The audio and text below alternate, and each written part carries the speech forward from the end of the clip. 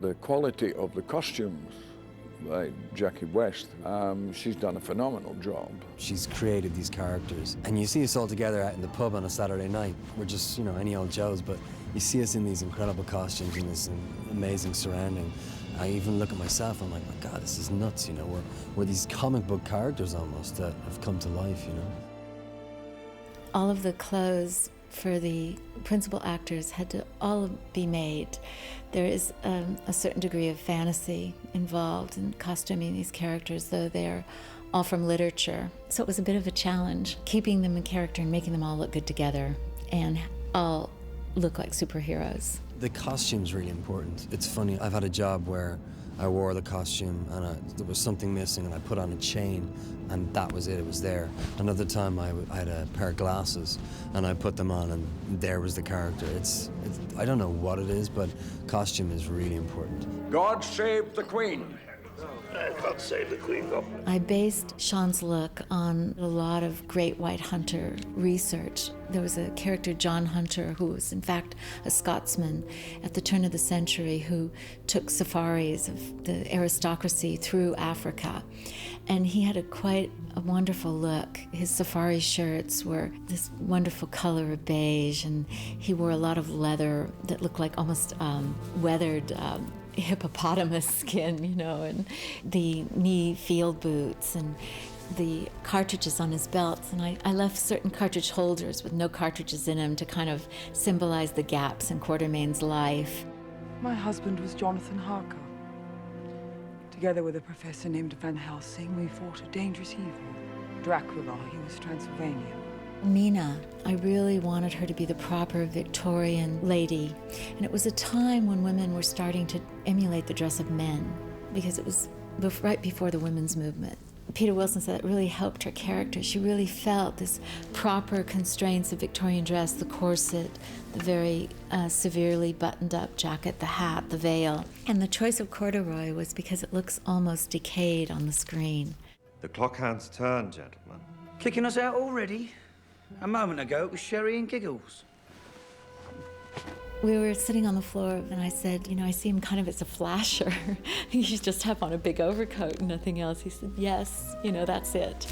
And then I forget how we decided to make it out of black leather, but that evolved later on when I started pulling swatches and seeing him. But the hat came from us having to cover him up, you know, as much as possible. And I actually took the shape from a buckaroo cap from a rodeo cowboy in the 1920s. It gives him the most unique silhouette when he walks into a room.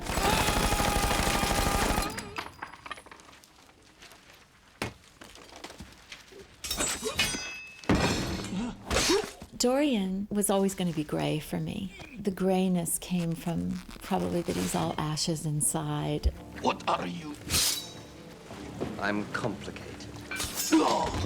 I had drawn Dorian and made him the proper, almost British fop, you know, just very more dandified, thinking that he would be very vain and that his clothes would be a little frillier. But I wanted to keep him very, very romantic, so I kept the lines of his clothes very long and the flare of the sleeves. Drink the elixir. No. She barely even looks at you. Be quiet. She looked at me. Contain your evil, Doctor. Jekyll is the one character I wanted to be absolutely perfect of the period, because he's the conservative one. He's the proper British doctor of the Victorian era.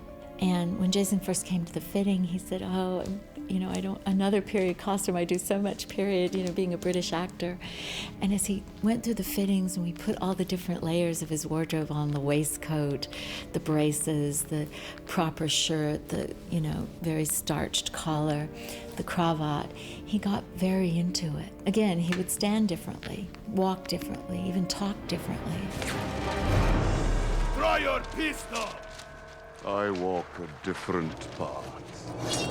Captain Nemo I based on the Prince of Dakar, who was involved in rebellions against the British.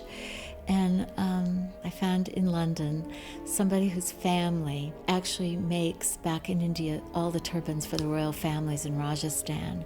He hand-carried the fabric I dyed to match Nemo's coats to Rajasthan and had all the turbans handmade in the tradition. And then for all of his epaulets and all the silver on them, I took it all out of Hindu books of old statuary and sculptures and replicated it on all the metal on his costume. And you are? Special Agent Sawyer of the American Secret Service.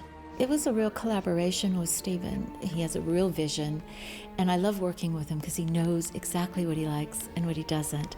And I'll show him 5 drawings, and he'll say, that, I love that. For instance, I came with a very Western look for Tom Sawyer, and then halfway through he said, yeah, I love that, that's how I see him too. And then he said, I wonder if Tom Sawyer should be in the next century, and he should be more like a 1920s detective. And he said, if he were, how would you see him?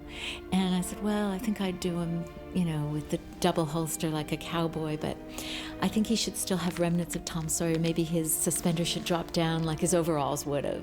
And then Stephen would say, what about a long coat? Can we keep the duster, but make it like a almost Eliot Ness style detective? Quartermain being from the last century, and he takes up the gauntlet for the next century.